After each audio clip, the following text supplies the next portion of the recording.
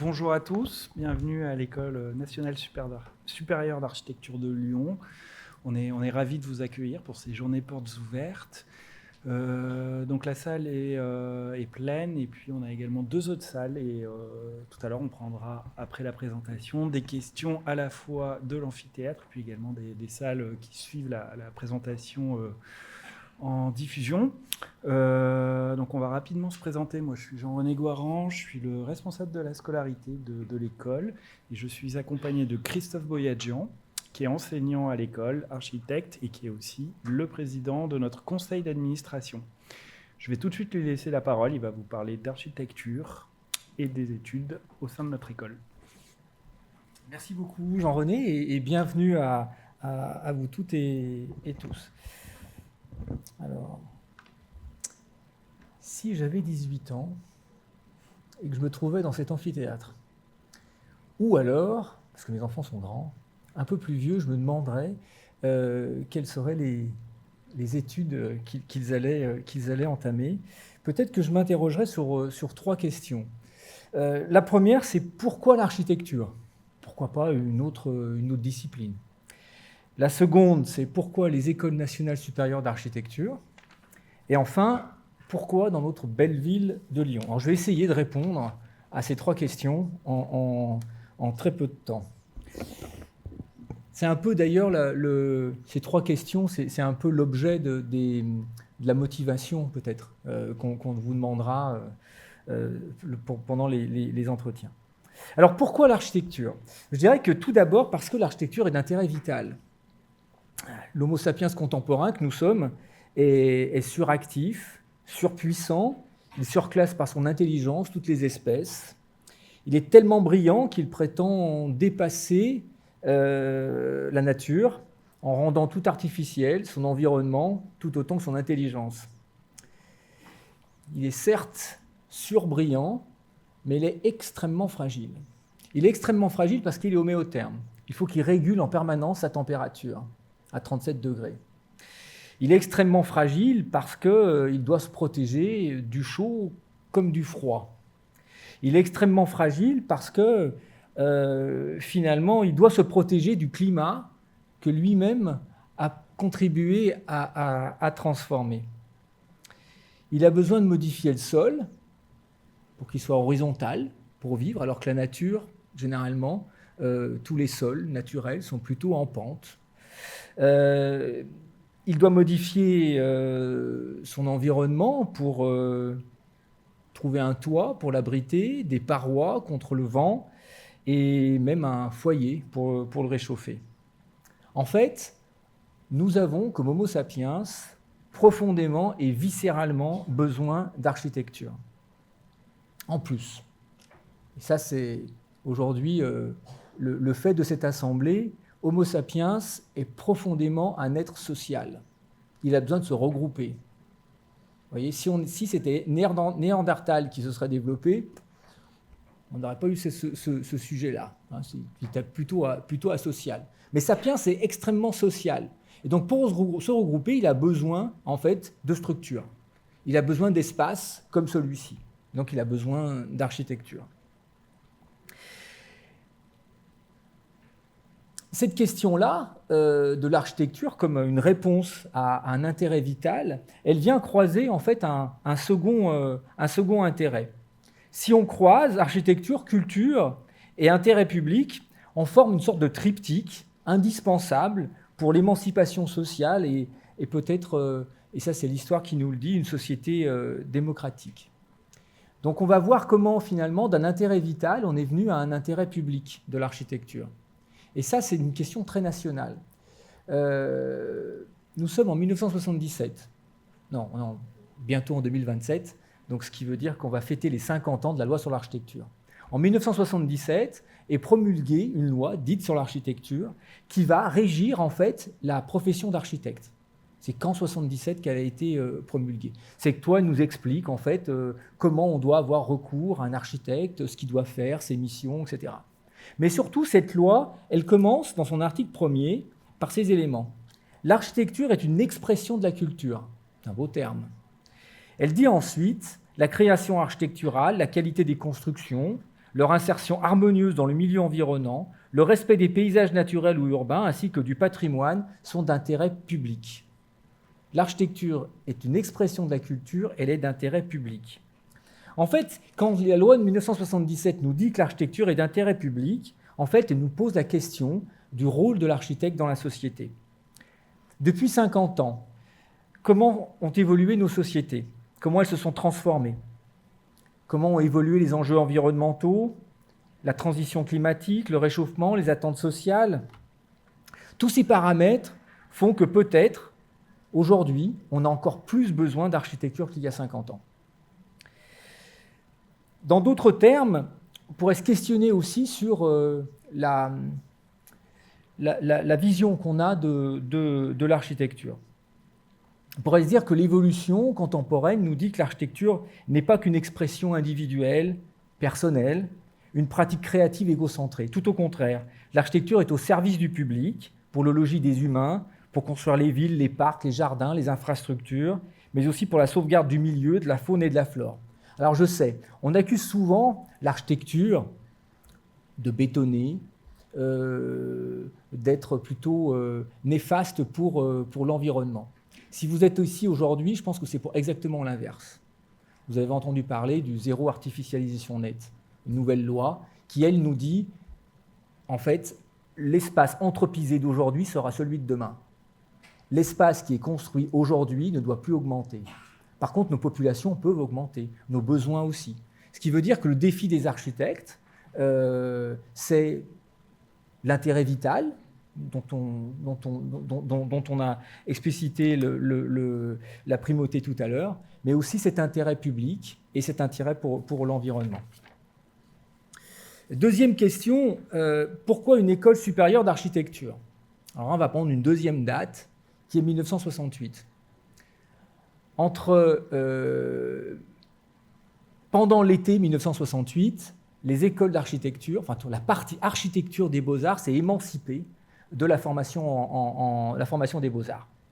Et à partir de la rentrée 1968, les écoles ont été autonomes. C'est à ce moment-là qu'on a créé les unités pédagogiques d'architecture. Et c'est cette forme-là d'école indépendante, à partir de 1968, qui, au fil des années, a évolué, sont devenues des écoles d'unités pédagogiques, sont devenues des écoles d'architecture, puis des écoles nationales, et assez récemment, finalement, une quinzaine d'années, ont eu le statut d'école nationale supérieure d'architecture. Donc c'est cette évolution, mais c'est bien à partir de là où les écoles se sont émancipées à la fois des beaux-arts, mais aussi d'une sorte de centralisation, où les diplômes, par exemple, tous les diplômes devaient une fois au moins se présenter à Paris, même si vous étiez à Toulouse, à Marseille ou à Montpellier, voire à Lyon. Nous sommes aujourd'hui 21 écoles en France. 20 écoles sont sur le territoire métropolitain et une toute dernière, une nouvelle née sur l'île de la Réunion. Il y a 4 écoles dans Paris intramuros, il y en a autant, 4, dans l'Auvergne-Rhône-Alpes. Grenoble, Saint-Étienne, Clermont-Ferrand et Lyon. Il faut ajouter 2 cousines un peu éloignées, mais qui sont aussi reconnues par l'État, l'école spéciale d'architecture, qui est une école privée, historique, c'est la plus vieille de France, et puis l'INSA Strasbourg pour des questions historiques. La ville de Strasbourg a deux écoles d'architecture, une école qui était anciennement liée aux Beaux-Arts, donc l'école nationale, et une école liée plutôt à une formation polytechnique, l'INSA Strasbourg. Donc j'attire votre attention sur le fait que uniquement ces 23 écoles, et notamment les 21 écoles nationales supérieures d'architecture publiques, sont en capacité de décerner les diplômes d'architecture. Uniquement celles-ci, il n'y en a pas d'autres. Alors on peut lire peut-être ici ou là, sur quelques réseaux, qu'on peut être formé autrement à l'architecture. Mais en tout cas, la loi nous dit l'inverse. La loi nous dit que les diplômes qui sont reconnus en France, ce sont uniquement ceux-ci.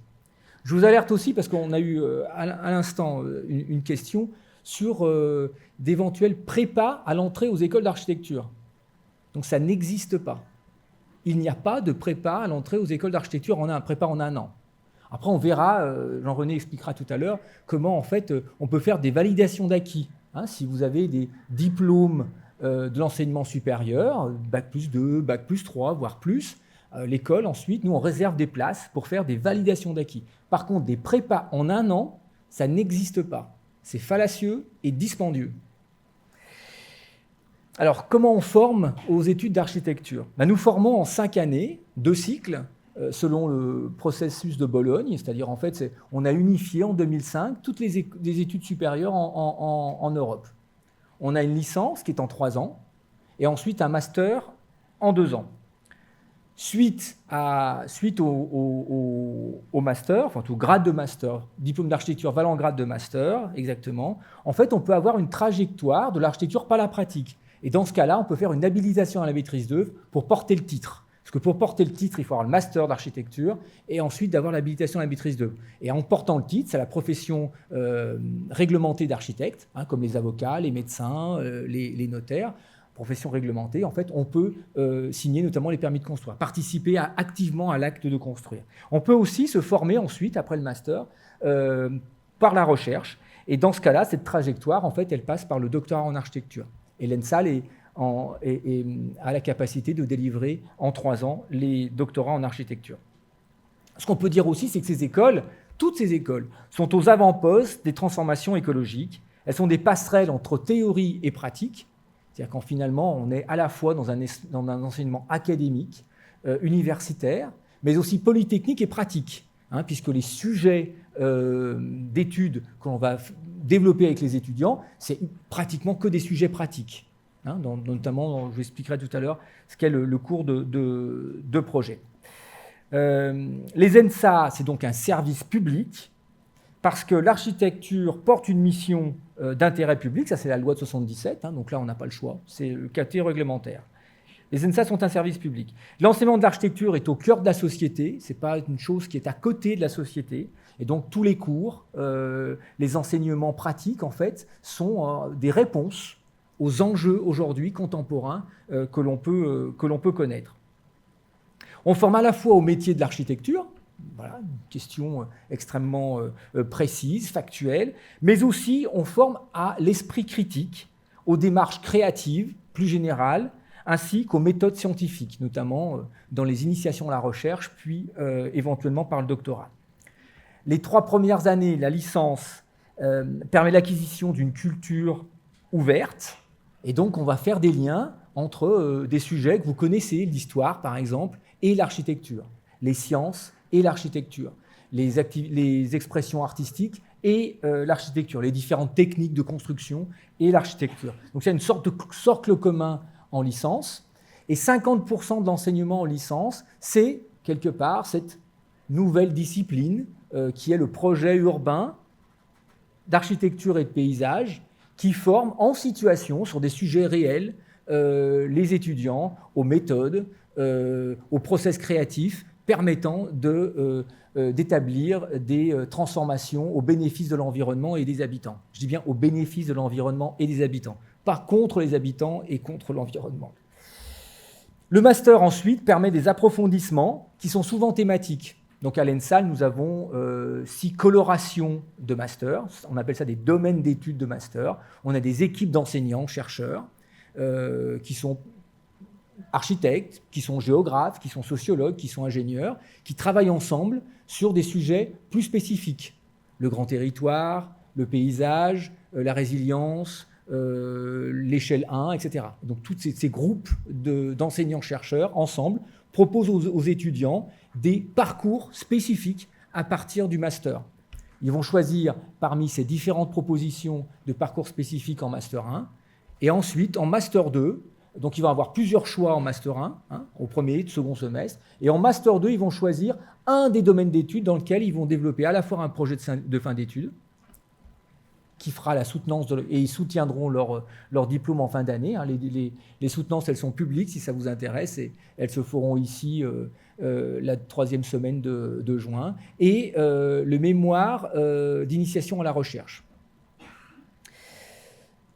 En 20 ans, dans les ENSA, on est passé d'un enseignement très disciplinaire de l'architecture, parfois de l'architecture pour l'architecture, à un enseignement de l'architecture pour les enjeux sociétaux et environnementaux. Alors, dans ce panorama, on peut se demander maintenant pourquoi l'ENSAL. Alors, pourquoi l'ENSAL c'est une question en fait qu'on nous pose constamment. Parce que notre société a besoin de spécifiques, a besoin d'expertise différenciante par rapport à son voisin. On a besoin de se différencier, d'exprimer en fait une sorte d'unicité. Alors on peut jouer le jeu. Et dans ce cas-là, on pourrait répondre, évidemment, l'ENSAL est différente des autres écoles parce que l'ENSAL, c'est l'école des doubles cursus. Et on y reviendra tout à l'heure, vous verrez en détail. Parce que dès 1991, avec l'école qui est juste à côté, l'École nationale des travaux publics de l'État, l'ENSAL a commencé à développer des doubles formations, à la fois ingénieur et architecte et ingénieur. On pourra en rester là. Mais ce n'est pas que ça. On pourrait se dire que l'ENSAL, c'est l'école de la complexité des enjeux métropolitains, parce qu'on est quand même dans un territoire métropolitain assez incroyable. Tous les Français vont voter une fois pour les élections municipales, le 15 mars. Sauf les grands Lyonnais qui vont voter 2 ou 3 fois. Parce qu'on va élire au suffrage universel direct le président de la métropole. Donc c'est une structure politique particulière. Et enseigner et avoir une école dans une métropole qui structure en fait son territoire de manière aussi, on va dire, intégrée, c'est que ça peut être une spécificité. Ce n'est pas le cas de toutes les écoles. Mais on pourrait se dire aussi que c'est l'école du prototype ou de l'échelle 1 d'innovation. Parce que dès le début des années 90, avec nos amis de Grenoble, de l'École nationale supérieure de Grenoble, on a mis en place la plateforme des grands ateliers à l'île d'Abo. Vous voyez, dans l'Isère, juste entre Lyon et Grenoble. Et nos étudiants vont sur cette plateforme, c'est une plateforme incroyable, avec des ponts roulants, de quoi lever de la matière, et ils travaillent à l'échelle 1. Ils travaillent à l'échelle 1 sur la transformation de la matière, ils font des prototypes en bois, en paille, en pierre. Dans le même lieu où les compagnons du devoir apprennent la taille et les savoir-faire ancestraux de la transformation de la matière. Avec eux. Donc ça, c'est une école de l'innovation et de l'échelle 1. Mais aussi peut-être l'école du numérique, parce qu'au bout de la rue, à droite, là, au fond, tout à l'heure, ils m'ont dit qu'il n'y a pas grand monde qui allait les voir. On a le laboratoire MAP, qui a été fondé aussi il y a plus de 30 ans, et c'est un laboratoire qui travaille à l'échelle nationale dans un réseau d'architecture et de numérique. Ils ont été en pointe, par exemple, pour la reconstruction de Notre-Dame, pour faire les modèles numériques du patrimoine, mais pas que. Alors, je pourrais encore continuer à trouver des spécificités, et finalement, en fonction de l'auditoire, être soit de l'école de l'innovation, quand je suis avec les directeurs ou les responsables des écoles d'ingénieurs, l'école de double cursus, etc. Je pense que c'est un peu plus complexe que ça. Je crois que notre ambition, c'est justement de ne pas opposer les choses. C'est ne pas opposer, par exemple, les enjeux ruraux et les enjeux métropolitains. C'est ne pas se dire que, finalement, il y a des territoires qui ont plus besoin d'architecture que d'autres. Est-ce qu'on a plus besoin d'architecture quand on est à la campagne ou quand on est dans les périphéries des grandes villes? Pourquoi opposer les choses? À 8 km dans cette direction, vous avez un tout petit village qui s'appelle Thil, 1245 habitants, avec 250 habitants par kilomètre carré. C'est une densité extrêmement faible. La même distance de ce côté-là, vous avez le centre de Lyon, et là, vous avez 520 000 habitants et une densité de 10 900 habitants par kilomètre carré. Et Vanvelin est exact. Là où vous êtes, on est au milieu. Vous voyez? On est proche des ruralités qui ont leurs besoins. Par exemple, ce village, il est au bord du Rhône, il a des gros problèmes par rapport aux questions des crues, des questions de résilience. Et puis, dans les métropoles, on a d'autres sujets, les sujets des pendularités, des habitants qui sont toujours plus loin pour habiter par rapport au manque de logements dans les centres-villes. Et puis ici, quand même, on est dans cette ville populaire de Vaux-en-Velin qui a tellement besoin d'architecture, tellement besoin de transformation. Donc on ne veut pas opposer ces champs. On ne veut pas opposer le patrimoine et les nouvelles technologies. Je vous ai parlé de Notre-Dame, qui a eu besoin d'un modèle numérique pour qu'on comprenne mieux comment Viollet-le-Duc l'avait reconstruite au XIXe siècle. On ne va pas opposer la nature, les risques et les enjeux sociaux. Est-ce que les enjeux sociaux sont plus importants que la préservation de la nature? Donc on pense ici que, justement, à l'ENSAL, dans cette école, eh bien, ce qui fait l'architecture, c'est plutôt ses intérêts supérieurs, vitaux, d'intérêt public, plus qu'une spécificité dans un champ plus qu'un autre. Voilà, je vous remercie.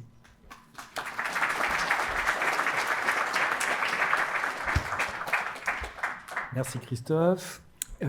Alors moi je vais vous parler des admissions et plus particulièrement de Parcoursup. Alors vous connaissez tous Parcoursup, je pense. Vous savez que la plateforme est désormais ouverte depuis le 19 janvier et ce jusqu'au 12 mars. Donc tous les lycéens de terminale ont la possibilité de faire des vœux sur Parcoursup pour leur future destination dans l'enseignement supérieur. À l'ENSAL, ça fait un petit moment qu'on réfléchissait à faire évoluer nos modalités d'admission et vous tombez sur l'année où ça change. Donc on a décidé de revoir un petit peu notre système, notre fonctionnement d'admission. Je vais essayer de vous expliquer pourquoi je pense qu'a priori ça va plutôt dans le bon sens.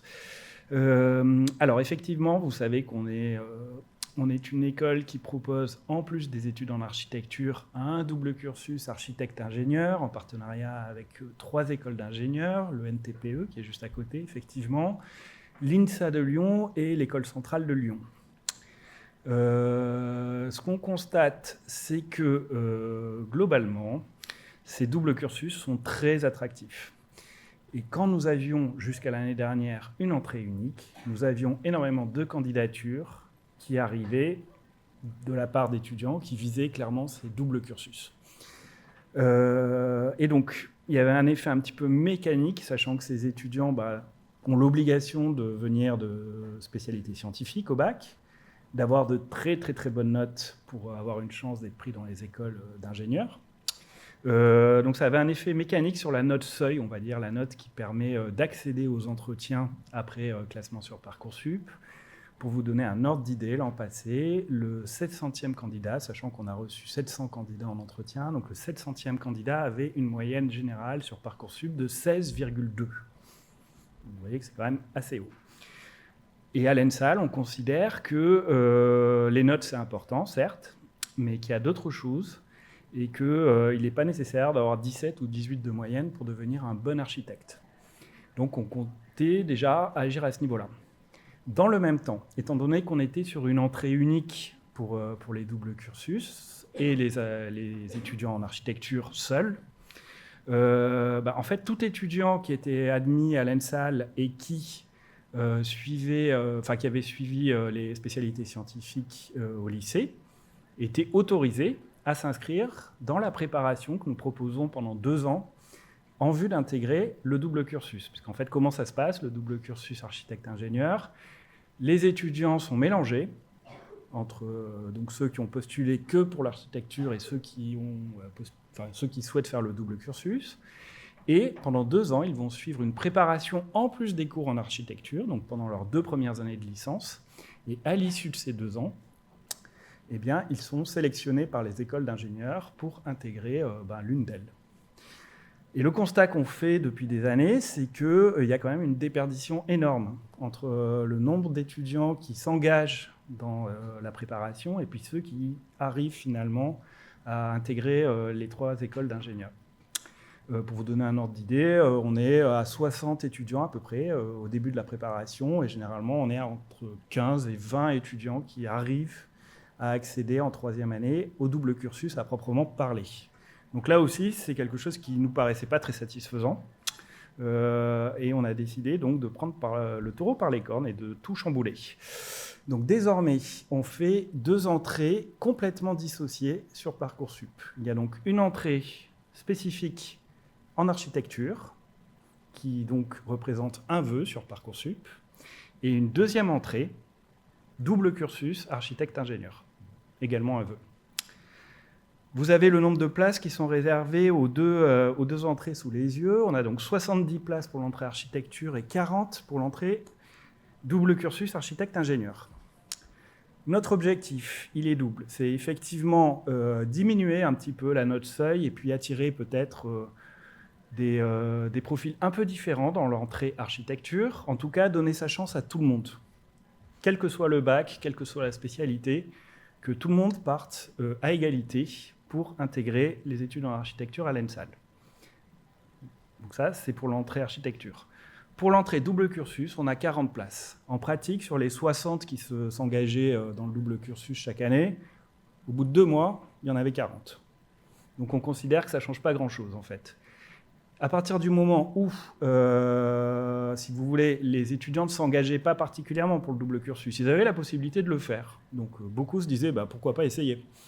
Et au bout de quelques semaines, ils se rendaient compte que c'était trop de travail ou que ça ne leur plaisait pas, tout simplement. Et donc, ils arrêtaient tout simplement et continuaient leurs études en architecture. Donc là, l'idée, c'est aussi de rendre plus engageante la démarche de se lancer dans le double cursus. Et notre objectif, clairement, c'est que les 40 arrivent finalement à intégrer, ou en tout cas, si ce n'est les 40, la majorité, une grande majorité des 40 arrivent à intégrer, à l'issue des 2 ans de préparation, une des 3 écoles ingénieurs partenaires. Donc ça, c'est pour l'année prochaine. Donc c'est les admissions qui se tiennent actuellement sur Parcoursup. Il se trouve qu'au niveau national, il y a un autre mouvement qui est en cours, à savoir qu'en ce qui concerne les admissions pour les études en architecture, il y a une réforme qui va être mise en place à compter de l'année prochaine, et donc en vue de la rentrée 2027. Cette réforme, elle prévoit de nationaliser les admissions. Concrètement, qu'est-ce que ça veut dire? Ça veut dire que les étudiants auront la possibilité de candidater à toutes les ENSA de France, et ça leur coûtera, entre guillemets, sur Parcoursup, qu'un seul vœu, avec donc un système de sous-vœux, un peu ce qui se pratique déjà dans pas mal d'écoles d'ingénieurs, justement. Deuxième changement important, qui est la conséquence directe du premier, uniformisation des critères entre toutes les écoles. C'est-à-dire que les critères d'admission que je vous présente pour l'année prochaine ne seront pas nécessairement ceux de l'année d'après, puisqu'il y a des discussions en cours entre toutes les ENSA pour trouver les critères qui conviennent à toutes les écoles. Il va sans dire que nous, ENSA, on croit à nos critères et on va essayer de les défendre pour qu'ils soient le plus possible retenus dans cette version future des critères harmonisés au niveau national. Et troisième conséquence, c'est que les entretiens, actuellement, si vous candidatez à 5 ENSA en France, vous allez faire 5 entretiens, vous allez vous déplacer, prendre le train, la voiture, etc. Ça va vous coûter de l'argent, du temps. Possiblement, il y aura des conflits d'emploi du temps entre des entretiens qui ont lieu le même jour, par exemple. Tout ça, ça disparaît à partir de l'an prochain, puisqu'il y aura des centres d'entretien régionaux qui correspondront grosso modo aux ENSA. Et donc, vous passerez qu'un seul entretien pour l'ensemble de vos sous-vœux vers telle ou telle école d'architecture. Donc on est sur un système qui se transforme progressivement, et donc du coup, si vous voulez, nous, l'autonomisation de l'entrée du double cursus, c'est aussi prendre un petit peu d'avance sur ceux qui, de toutes les manières, nous auraient été imposés dès l'an prochain. Puisque, par définition, les admissions organisées au niveau national, elles ne concernent que l'entrée en architecture, pas l'entrée dans les doubles cursus. C'est pour ça qu'on en est arrivé à cette solution.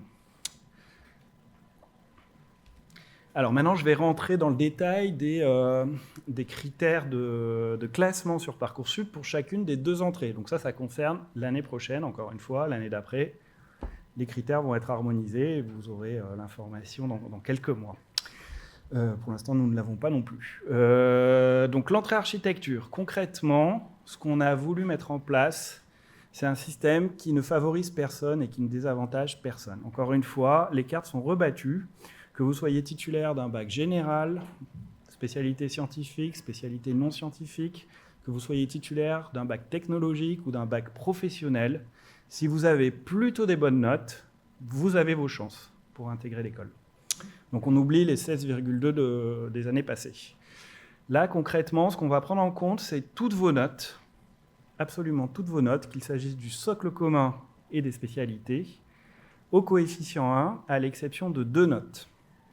La première exception, c'est les enseignements scientifiques du socle commun, qu'on exclut du calcul, tout simplement parce qu'on estime que ça crée un biais qui favorise les étudiants qui suivent des spécialités scientifiques.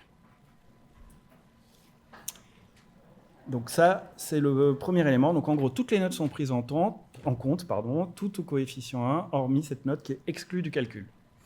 La deuxième note qui a un traitement particulier, c'est les épreuves anticipées, les notes des épreuves anticipées du bac français. Alors pourquoi cette note a un traitement particulier? Tout simplement parce que chaque année, on a de nombreux lycéens, parents de lycéens, qui lors de ces journées et en d'autres occasions nous disent que dans leur lycée, le système de notation est plus sévère que le lycée d'à côté et que donc c'est pas juste. Ce qui est tout à fait entendable. C'est vrai qu'en fonction des lycées, du lieu où on réside, eh ben, il peut y avoir des écarts de notation qui, en fait, créent des biais sur Parcoursup. Et on a considéré que la seule épreuve où finalement ce biais est annulé, c'est l'épreuve du bac français, puisque vous n'êtes pas noté par vos enseignants, vous n'êtes pas noté par votre lycée quand vous quand vous passez votre bac français. Donc on a donné un bonus à cette note, et on a décidé d'y aller carrément franchement. Donc le bac français, les épreuves du bac français passent à coefficient 6, alors que tout le reste est au coefficient 1. Petite spécificité pour les bacs professionnels, il n'y a pas d'épreuve anticipée du bac français. Donc là aussi, pour ne léser personne, pour que tout le monde soit traité à la même enseigne, ce sont les notes en français, en contrôle continu, en première et terminale du bac professionnel en français, enfin du français en bac professionnel plutôt, qui se verront appliquer ce coefficient de 6. Voilà, donc ça, c'est les principaux éléments qu'il faut que vous reteniez pour les admissions, pour l'entrée en architecture. Une petite précision, parce que vous allez sûrement me poser la question.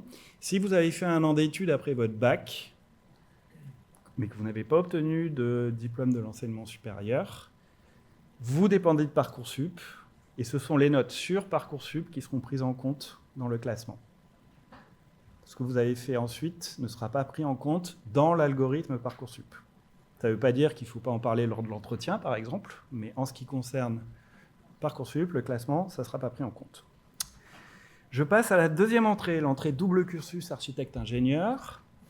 Donc là, c'est des critères qui sont différents. Et en fait, si vous avez déjà suivi un petit peu les modalités d'admission à l'ENSAL ces dernières années, vous constaterez que rien ne change. C'est-à-dire qu'en fait, les critères qu'on appliquait jusqu'à présent à l'entrée unique sont désormais les critères de l'entrée double cursus. Donc seront prises en note les notes de français, seront prises en compte les notes de français, d'anglais, de mathématiques et les enseignements de spécialité, toutes au coefficient 1. Petit rappel, mais je pense que vous le savez tous, le double cursus est réservé aux candidats qui ont suivi les enseignements de spécialité scientifique, donc mathématiques, et ensuite soit physique-chimie, soit sciences de l'ingénieur.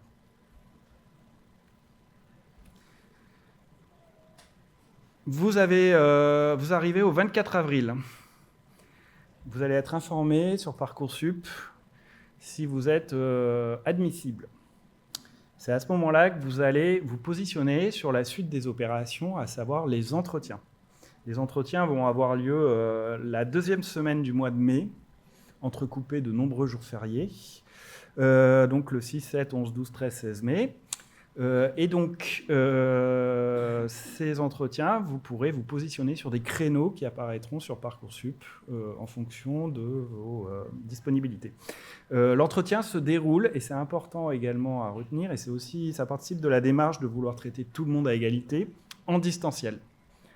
Alors pourquoi en distanciel? C'est pas qu'on a une passion pour les visios, mais tout simplement parce qu'on considère que quand un lycéen a plusieurs entretiens aux quatre coins de la France, et c'est souvent le cas, il y a une sorte de sélection qui se fait en fonction de la capacité à payer ces divers déplacements.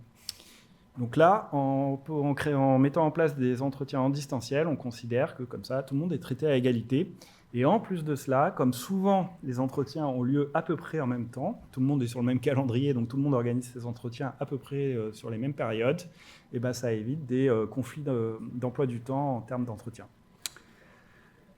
L'entretien dure 10 minutes et il va porter uniquement sur la motivation. Il n'y a pas de contrôle technique, on ne va pas tester vos connaissances en architecture. On va vous demander de vous présenter, on va vous demander d'expliquer au cours de ces 10 minutes pourquoi vous souhaitez faire des études en architecture ou pourquoi vous souhaitez faire le double cursus architecte-ingénieur. Le climat est bien évidemment bienveillant lors de ces entretiens, mais voilà, les enseignants, ils essayent de voir, vous passez devant 2 enseignants, dont un architecte, essayent de comprendre pourquoi vous souhaitez vous lancer dans ces études, qui sont quand même longues, qui sont exigeantes, et veulent s'assurer que votre motivation, elle est réelle, que vous n'êtes pas là par défaut, que vous n'êtes pas là sous pression, que c'est vraiment ce que vous voulez faire. Et c'est là-dessus que vous allez être évalué. Depuis l'année dernière, ça on l'avait déjà modifié l'an passé, on a mis le pourcentage attribué à l'entretien au même niveau que le dossier scolaire. 50% chacun. Donc vous voyez que l'entretien, il joue un vrai rôle. On peut bien gagner des places ou bien en perdre en fonction de comment se passe l'entretien. Donc il faut le préparer, il faut avoir une posture adaptée, il faut bien expliquer son projet, il faut l'argumenter, mais en revanche, encore une fois, il n'y a pas de préparation technique ou en termes de connaissances. Et les propositions d'admission, ça sera à partir du 2 juin. Alors, je vais passer très vite sur les 2 autres modalités d'admission, parce qu'a priori, ça concerne peu de gens ici. Il y a la validation des acquis. Alors, de quoi s'agit-il ? Là, c'est le cas des candidats qui ont un diplôme de l'enseignement supérieur, qui ont déjà validé à minima un Bac+2. Donc, ces candidats-là, ils ne passent pas par Parcoursup. Ils vont passer via une plateforme qui s'appelle Taiga, qui est commune à toutes les écoles d'architecture de France. Et dans ce cas-là, ensuite, ils sont sélectionnés pour les entretiens où ils sont reversés, on va dire, avec tous les autres candidats. Si vous regardez le nombre de places réservées et le nombre de candidatures qu'on reçoit habituellement via ce chemin qu'on appelle la validation des acquis, vous constaterez qu'il est largement plus favorable que les chiffres habituels de Parcoursup. Pour vous donner un ordre de comparaison, on a entre 3000 et 4000 candidatures par an, par Parcoursup, pour 110 places. Là, vous avez, par exemple, une soixantaine de candidats pour pas loin de 30 places. Donc, c'est aussi une piste à explorer, surtout si votre dossier académique, vous sentez qu'il est un peu léger. Il y a d'autres moyens d'arriver à faire des études en architecture par ces admissions parallèles. Donc, c'est également un élément qu'il faut avoir en tête. Et alors, dernière modalité, c'est les demandes d'admission préalables. Ça concerne les candidats non ressortissants de l'Union européenne. Je vais très vite parce que pour cette année, c'est clôturé. Je vous inviterai simplement, si vous êtes dans cette situation, à vous rapprocher soit de moi, soit du stand admission à la fin de cette présentation. Et on pourra vous renseigner sur les différentes modalités qui s'appliquent à vous selon que vous résidiez en France, pas en France, etc. Quelques infos financières. La préinscription sur Parcoursup, c'est 39 €. Les étudiants boursiers en sont exonérés. Idem d'ailleurs pour la validation des acquis, mais cette fois-ci sur la plateforme Taiga. Quand vous vous inscrivez, vous allez devoir payer, donc vous êtes admis, vous vous inscrivez, vous allez devoir payer la contribution vie étudiante et vie de campus au Crous. C'est obligatoire, c'est préalable à l'inscription administrative, et là aussi, les étudiants boursiers sont exonérés. En ce qui concerne les droits d'inscription, ce que vous avez sous les yeux, c'est les droits d'inscription qui ont été appliqués cette année. Ils évoluent à la marge d'une année à l'autre, mais en gros, c'est un montant très proche. Donc, approximativement 400 € pour la licence. Et enfin, quand vous allez vous lancer dans les études d'architecture chez nous, il va falloir prévoir un petit budget de 200-250 € pour acheter le pack de matériel indispensable à vos études. On a la chance dans notre école d'avoir une association animée par les étudiants qui s'appelle l'Esquisse et qui donc vous propose le matériel à tarif préférentiel. Donc je récapitule un petit peu quelques chiffres, donc c'est ce que je vous disais, c'est fluctuant d'une année à l'autre, mais en gros 3600 candidatures, 3600 vœux confirmés pour l'ANSA Lyon sur Parcoursup.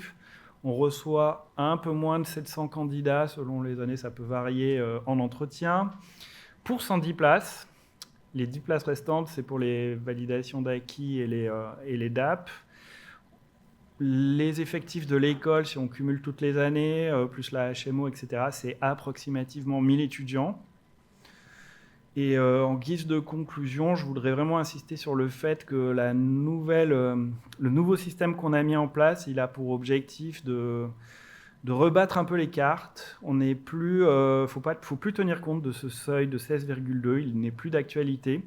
L'idée, c'est vraiment que si vous avez envie de faire de l'architecture, vous tentiez votre chance. On pense qu'avec ces nouveaux critères, ça va donner la chance à pas mal d'étudiants qui, auparavant, s'auto-censuraient un peu, en se disant à Lyon, c'est même pas la peine d'essayer. Maintenant, je vous invite à essayer. Voilà, je vous remercie.